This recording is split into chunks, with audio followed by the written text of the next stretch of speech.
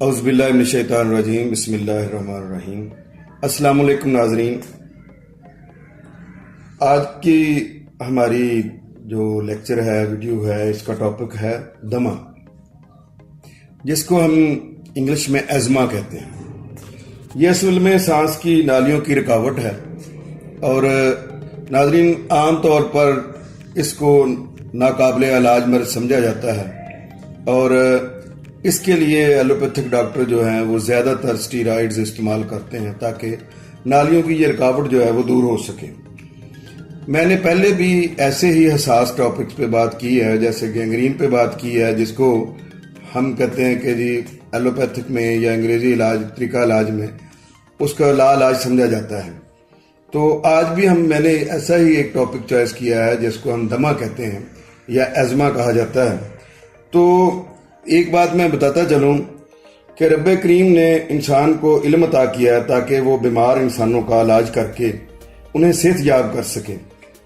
دوسری طرف شفا اپنے ہاتھ میں رکھی ہے، بے شک معالج کی طرف سے دعا اور اللہ کی طرف سے شفا ہے، لہذا دعا کے ساتھ ساتھ ہمیں دعا بھی کرنی چاہیے۔ اور یہ بات ذہن میں رکھیں کہ اللہ پاک نے ہومیوپیتھی کے اندر یہ چیز رکھی ہے کہ اگر علامات کے بالکل مطابق اکارڈنگ ٹو سمٹمز میڈیسن دے دی جائے تو خواہ کتنا ہی لا علاج مرض کیوں نہ ہو، اللہ پاک شفا دے دیتے ہیں۔ میں نے آج جو چیزیں آپ سے ڈسکس کرنی ہیں، اس میں میں سب سے پہلے تو یہ بتاؤں کہ آپ سیلف میڈیکیشن سے پرہیز کریں، آپ مجھ سے رابطہ کریں اگر آپ کو خدا نخواستہ یہ عارضہ موجود ہے، چھاتی کی تکلیف ہے، دمہ ہے، سانس کی رکاوٹ ہے، تو آپ مجھ سے دوائی لیں۔ اگر آپ کے لیے میرے ساتھ رابطہ ممکن نہیں ہے تو آپ کسی اچھے ہومیوپیتھ ڈاکٹر سے ضرور رابطہ کریں۔ خود میڈیسن کبھی بھی نہ لیں، سیلف میڈیکیشن بعض دفعہ فائدے کی بجائے نقصان دے دیتی ہے اور وہ نقصان بعض دفعہ بیماری سے بھی زیادہ خطرناک ہوتا ہے۔ تو آئیے دمے پہ بات کرتے ہیں۔ دمہ پھیپھڑوں کی بیماری ہے، سانس کی نالیوں میں بلغم کا پھنس جانا اور بلغم کا اخراج آسانی سے نہ ہونا اور ساتھ ہی سانس کا رک کر تکلیف سے آنا دمہ کہلاتا ہے۔ اس مرض میں مبتلا مریض چھاتی میں جکڑن اور کھچاؤ محسوس کرتا ہے، سانس میں سیٹی بجنے یا آرا چلنے کی سی خرخراہٹ سی کی آوازیں آتی ہیں، مریض سانس لیتے وقت ہانپتا ہے اور گھٹن اور گھبراہٹ محسوس کرتا ہے۔ ہانپنے کی علامت یا گھٹن اور گھبراہٹ جو ہے وہ بلڈ پریشر کے ہائی ہونے سے بھی ہوتی ہے، اس کے بارے میں بھی ہم انشاءاللہ نیکسٹ کسی ویڈیو میں بات کریں گے۔ لیکن اس میں یہ ہے کہ سانس لیتے وقت ہانپتا ہے، گھٹن اور گھبراہٹ محسوس کرتا ہے اور ایسے لگتا ہے جیسے مریض قابل رحم حالت میں ہے۔ ہر دورہ کے آخر میں تھوڑی سی بلغم خارج ہوتی ہے جس سے مریض کو سکون ملتا ہے، لیکن آہستہ آہستہ مریض کے آلات تنفس تشنجی حالت میں آ جاتے ہیں، اکڑنا شروع ہو جاتے ہیں۔ دمہ عموماً آلات تنفس کی بیماریوں سے ہوتا ہے۔ دمے میں غلیظ بلغم پھیپھڑوں کی نالیوں میں پھنس جاتا ہے یا پھر پھیپھڑے سکڑ جاتے ہیں۔ اس کے علاوہ پھیپھڑوں کے ورم کی وجہ سے ہوا کے راستے دب جاتے ہیں جس سے دمہ ہو جاتا ہے۔ پھیپھڑوں کے آس پاس کے اعضاء میں ورم کی وجہ سے پھیپھڑوں کا دب جانا اور ہوا کے راستے تنگ ہو جانا بھی دمے کا باعث بنتے ہیں۔ ناظرین، دمے کے لیے عام طور پر جو ٹیسٹ کروایا جاتا ہے اس کو ہم PFT کہتے ہیں، پلمنری ٹیسٹ ہوتا ہے یہ۔ تو ایک عام خیال یہ ہے کہ دمہ کی ابتدا صرف نزلہ و زکام سے ہوتی ہے، مگر یہ بات حتمی نہیں ہے۔ دمہ کا ایک سبب الرجی بھی ہے۔ جسم کا دفاعی نظام بعض اشیاء کے خلاف شدید رد عمل کرتا ہے، اس رد عمل کو ہم الرجی کے نام سے جانتے ہیں۔ ہومیوپیتھی کے مطابق جسم میں چھپے ہوئے میازم کی وجہ سے دفاعی نظام میں خرابی پیدا ہونے سے مریض کو خاص چیز سے الرجی ہونے لگتی ہے، اور جب الرجی کا مرض پرانا ہو جائے تو یہ دمہ کی شکل اختیار کر لیتا ہے۔ گویا عام الفاظ میں ہم یہ کہہ سکتے ہیں کہ الرجی کی بگڑی ہوئی شکل ہی دمہ کہلاتی ہے، جس میں بے تحاشا جو ایسی دوائیاں بار بار کھائی گئی ہوں جس میں اسٹیرائڈز ہیں یا اینٹی بایوٹکس ہیں، تو اس سے پھر جو ہے یہ شکل دمے کی اختیار کر جاتا ہے۔ مختلف اشیاء مثلاً گرد و غبار، دھواں، گھاس پھوس کے ذرات، پولن، پودوں کے گلے سڑے اجزاء، کیمیکلز اور مختلف غذائیں الرجی کا سبب بن سکتی ہیں۔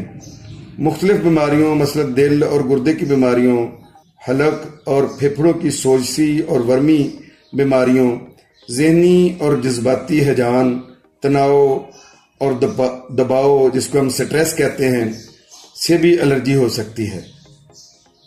شدید گرم یا شدید سرد موسم اور مرطوب موسم بھی الرجی کا سبب بن سکتے ہیں۔ بعض پیشے ایسے ہیں جن سے وابستہ افراد الرجی اور دمہ کا شکار ہو سکتے ہیں۔ اس میں خاص طور پر پتھر کوٹنے والے اور پتھر کاٹنے والے لوگ، یا لکڑی چیرنے کا پیشہ یا کانکنی کا پیشہ اختیار کرنے والے لوگ جو ہیں ان کو الرجی اور دمے کا عارضہ زیادہ تر ہوتا ہے۔ دمہ کا مرض خاندانی بھی ہو سکتا ہے۔ اگر مریض کے کسی بزرگ کو دمہ کی شکایت ہے یا خاندان میں کوئی فیملی ممبر جو ہے اس کو دمے کی شکایت ہے تو ممکن ہے کہ اس کی طرف سے مرض جو ہے آپ میں بھی منتقل ہو گیا ہو۔ اس خاندانی دمہ کا علاج بھی ہومیوپیتھی میں ممکن ہے، لیکن یہ کچھ زیادہ وقت لیتا ہے ٹھیک ہونے میں۔ ناظرین، جب دمہ کا مریض آپ کے پاس آئے تو سب سے پہلے دمہ کے دورے کی شدت کو کم کرنے کی ضرورت ہوتی ہے۔ جس کا سانس ہی نہیں نکل رہا، جب تک اس کا سانس بحال نہیں ہوگا وہ آپ سے کیسے مزید کوئی گفتگو کرے گا؟ کیونکہ دمے کے دوران مریض بہت زیادہ تکلیف میں ہوتا ہے۔ مناسب دوا کے استعمال کے ساتھ ساتھ مریض کو کھلی ہوا اور ہوادار جگہ پر رکھنا چاہیے، اس سے دورہ کی شدت کم ہوگی۔ مریض اگر دورہ کے دوران سانس روکنے کی کوشش کرے تو دورہ کی شدت کم ہوگی۔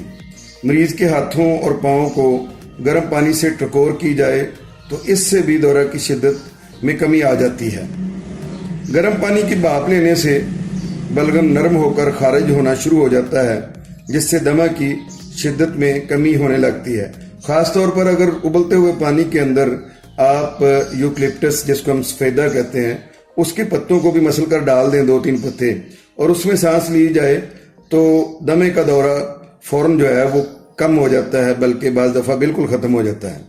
علاج کے دوران مریض کو ہر اس چیز سے دور رہنا چاہیے جو الرجی کا سبب بنے۔ اگر مریض کا پیشہ مرض کا سبب ہے تو مریض کو چاہیے کہ اپنا پیشہ تبدیل کر لے۔ گو کہ یہ بڑا مشکل کام ہے جس سے وہ منسلک ہے، اس کو فوراً روکنا مشکل ہوتا ہے، تو پھر اس کے لیے یہ ہے کہ کھلی ہوا میں اس کو پیشے کو اپنے کو اپنائے، اپنے چہرے پر ماسک رکھے اور ہر طرح کی منشیات سے بھی بچنا چاہیے۔ مریض کو چاہیے کہ سادہ اور زود ہضم غذا استعمال کریں۔ خاص طور پر شام کا کھانا ہلکا پھلکا ہونا چاہیے۔ نہایت ضروری بات یہ ہے کہ شام کے کھانے کے ساتھ آپ خالص شہد بھی ضرور استعمال کریں۔ اور میں آپ کو بتاتا چلوں کہ اگر سفیدے کا، یوکلپٹس کا خالص شہد مسلسل مریض استعمال کرے تو بعض اوقات دمے کے مریض کو کسی اور دوائی کی ضرورت نہیں رہتی۔ ناظرین، اب دمہ کا علاج کی طرف ہم آتے ہیں کہ ازمہ جو ہے یا دمہ جس کو کہا جاتا ہے اس کا ہومیوپیتھی میں کیا علاج ہے۔ ہومیوپیتھی میں نہایت زود اثر ادویات اس مرض کے لیے موجود ہیں جنہیں علامات کے مطابق استعمال کرنے سے الرجی یا دمہ کے مرض سے چھٹکارا حاصل کیا جا سکتا ہے۔ اگر دمہ موسم سرما اور برسات میں بڑھے تو بلاٹا اورینٹا مدر ٹینچر میں بہترین میڈیسن ہے۔ اس کے 10 قطرے فی خوراک روزانہ 4 بار لینے سے اللہ کے فضل سے دمہ کا دورہ ختم ہو جاتا ہے اور اللہ کے فضل سے یہ مرض جاتا رہتا ہے۔ اس کے علاوہ بچوں کے دمہ کے لیے نیٹرم سلف بڑی لاجواب دوا ہے۔ اگر خارج ہونے والا مواد سبزی مائل ہو، مریض کھانستے وقت سینہ کو تھامے، صبح کے وقت یا مرطوب موسم میں مرض میں اضافہ ہو تو نیٹرم سلف دوائی ایک بہترین دوائی ثابت ہوتی ہے۔ اس کے علاوہ اعصابی دمہ کے دورے کو روکنے کے لیے کیوپریم میٹ بہت عمدہ دوا ہے۔ کیوپریم میٹ جو ہے وہ ہر قسم کے تشنج کے لیے بہترین دوائی ثابت ہوتی ہے۔ دن میں 4 بار 4 ہفتے استعمال کرنے سے اللہ کے فضل سے اعصابی دمہ جو ہے وہ ٹھیک ہو جاتا ہے۔ پرانا دمہ جو آدھی رات کو شدت اختیار کر جائے اس کے لیے ریلیا ریسیموسا 3X دن میں 4 بار ہفتے میں کم از کم جو ہے وہ استعمال کی جائے، اور پھر جو ہے صبح دوپہر شام استعمال کریں، انشاءاللہ دمے سے افاقہ ہوگا۔ گرد و غبار سے الرجک دمہ جو ہوتا ہے اس کی بہترین دوائی پوتھوز ہے، یہ 30 پوٹینسی میں لی جائے اور اس کا مسلسل کو 3 ماہ استعمال کیا جائے تو اللہ کے فضل سے شفا ہوتی ہے۔ چھاتی بلغم سے بھری ہوئی ہو، بلغم کی کھڑکھڑاہٹ ہو لیکن مریض بلغم خارج نہ کر سکے، سانس چھوٹا اور تیز ہو، دائیں طرف کروٹ لینے یا اٹھ کر بیٹھنے سے دقت تنفس میں اضافہ ہو، یعنی سانس لینے میں دشواری ہو، تو اس کے لیے دی بیسٹ میڈیسن جو ہے وہ اینٹم ٹارٹ ہے۔ اینٹم ٹارٹ آپ 30 پوٹینسی میں بھی لے سکتے ہیں اور دن میں 4 دفعہ لی جا سکتی ہے۔ مسلسل متلی، سینہ میں جکڑن، کھانسی لیکن بلغم نہ نکلے، بازوؤں اور ٹانگوں پر پسینہ بہت آئے تو ایپیکاک 30 بہت فائدہ دیتی ہے۔ گردوں کا فیل ناقص ہونے یا شوگر کی وجہ سے دمہ ہو تو کیوپریم آرسینیکم 30 بہت عمدہ دوائی ہے۔ ناظرین، میں شوگر کے حوالے سے اور گردوں کے فیل ہونے کے حوالے سے پہلے بڑی تفصیل سے اسی چینل پر ڈسکس کر چکا ہوں۔ شوگر کے حوالے سے اگر کوئی بھی آپ کو کمپلیکیشنز ہوں تو ہماری وہ گزشتہ ویڈیوز کو ضرور دیکھیں، تاکہ جو ہے نا آپ شوگر کی وجہ سے کوئی پرابلم ہو تو اس سے رہنمائی حاصل کر سکیں۔ اور شوگر کی وجہ سے اگر دمہ ہو تو کیوپریم آرسینیکم کو بالکل نہ بھولیں۔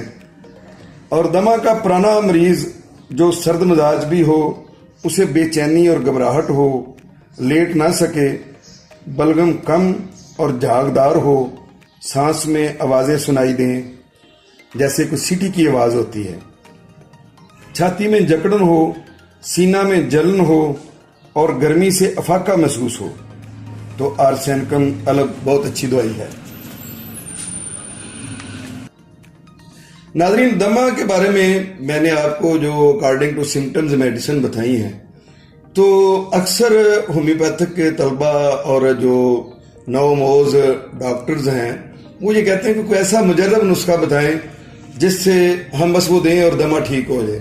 تو میرے جو کوئی 25-26 سالہ ایک تجربہ ہے، اس میں دمے کے حوالے سے ایک بڑا مجرب نسخہ ہے، میں آپ کو بتاتا ہوں کہ دمہ کے مایوس مریضوں کا ایپیکاک 200 صبح کے وقت، نیٹرم سلف 200 جو ہے وہ دوپہر کے وقت، اور آرسینیکم البم جو ہے وہ 200 شام کے وقت باری باری دیں۔ انشاءاللہ ایک ہفتے کے اندر ہی آپ محسوس کریں گے کہ مریض کی حالت بہت بہتر ہونا شروع ہوگی۔ بعض دفعہ مریض کے لیے ایک علامت پر بھی دوا تجویز کی جاتی ہے۔ تو آئیے میں دمہ کے مریضوں کے حوالے سے ایک علامت پر ایک دوائی کے بارے میں آپ کو بتاتا ہوں۔ مثلا اگر کسی مریض کو خوشبو سونگھنے سے دمہ ہو تو سینگونیریا 30 میں، اور اگر نہانے دھونے سے دمہ کا زور ہو تو امونیا کارب 30 میں بہت اچھی میڈیسن ہے۔ چھاتی کی بلغم، جھلیوں کی سوزش سے دمہ ہو تو کالی سلف، یہ مرطوب موسم کی بھی بڑی اچھی دوائی ہے۔ کالی سلف جو ہے وہ ہر مریض کو دی جا سکتی ہے جو دمہ کا عارضہ جس کو ہے۔ غم کی وجہ سے دمہ ہو تو آپ جانتے ہیں کہ اس کے لیے اگنیشیا جو ہے وہ بہت اچھی دوائی ہے۔ ہسٹریائی دمہ ہو تو ایسفٹیڈا 30 بہت اچھی دوائی ہے۔ یہ عام طور پر ہسٹریائی دمہ جو ہوتا ہے وہ فیمیلز میں ہوتا ہے، خاص طور پر نوجوان بچیوں میں۔ آکسیجن کی کمی سے دمہ کا دورہ ہو تو کاربوویج بہت اچھی دوائی ہے۔ یہ تو پہلی ڈوز ہی بتا دیتی ہے کہ میں نے اپنا کام دکھا دیا ہے۔ شدید دمہ ہو جس کی کوئی علامت بھی آپ کو نظر نہ آ رہی ہو تو لوبیلیا 3X میں آپ استعمال کروائیں، اس کو گھنٹے گھنٹے بعد بھی دیا جا سکتا ہے۔ دمے کے ساتھ شدید کھانسی ہو تو مگنیشیا فاسٹ بہت اچھی دوائی ہے، اس کو 3X میں استعمال کروائیں۔ دمے کے ساتھ دل کی حرکت بند ہونے کا احساس ہو تو سنبل 3X دیں، اور زکام کے باعث دمہ ہو तो डलका मारा 30 है। और मैंने पहले जिक्र किया है कि पत्थर कूटने और काटने वालों को अक्सर दमा हो जाता है, तो इसकी सबसे बेहतर दवाई जो है वो सलेशिया होती है।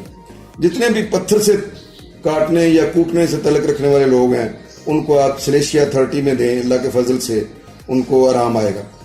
दमे के दौरा के दौरान जर्द रंग के धागे की मानिंद लेसदार बलगम निकले तो काली बाई क्रोम 30 में दें। और दमा के मरीज को सोते में जल्द खुश्क और जागते हुए पसीना आए तो संबुकस 30, और दमा के साथ छाती से सीटी बजने की आवाज आए तो ग्रेंडेलिया है, इसको 3x में दिया जा सकता है, मदर टिंचर में भी दे सकते हैं आप।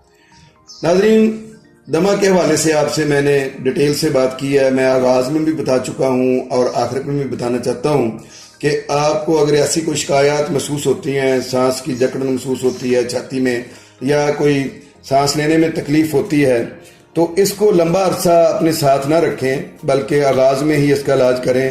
तो ये मर्ज जो है वो क्रानिक की तरफ नहीं जाता, यानी खतरनाक मर्ज नहीं बनता है।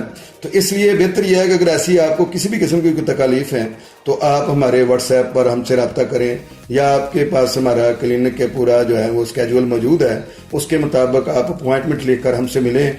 हम इंशाल्लाह आपको इंतहाई मुनासिब रहनुमाई देंगे, होम्योपैथिक ट्रीटमेंट करेंगे।